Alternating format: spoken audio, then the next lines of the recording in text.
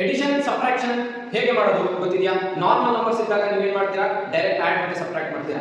1 minus 1 minus ಇದ್ದಾಗ 1 plus 1 minus ಇದ್ದಾಗ ಏನು ಮಾಡಬೇಕು ಅಂತ ಹೇಗೆ ಮಾಡೋದು ಮ್ಯಾಥಮೆಟಿಕ್ಸ್ ಅಲ್ಲಿ? This are the basic mathematic operations. ಇದು ನೀವು ಈಗಲೇ ಕಲ್ತಿದ್ರೆ ನಿಮ್ಮ ಹೋಲ್ ಲೈಫ್ ಲಾಂಗ್ ನಿಮಗೆ ಇದು ಯೂಸ್ ಆಗುತ್ತೆ. Let's see how to add and subtract the numbers. For example ಇಲ್ಲಿ 5 ಇದೆ, 6 ಇದೆ, 6 ಇದೆ, 6 ಇದೆ, ಇದು ಕೂಡ 6 ಇದೆ. ಹೇಗೆ ಮಾಡೋದು? Let's see. 2 ಪ್ಲಸ್ ಇದ್ದಾಗ whenever you have 2 plus you have to add the numbers. 5 plus 5 10.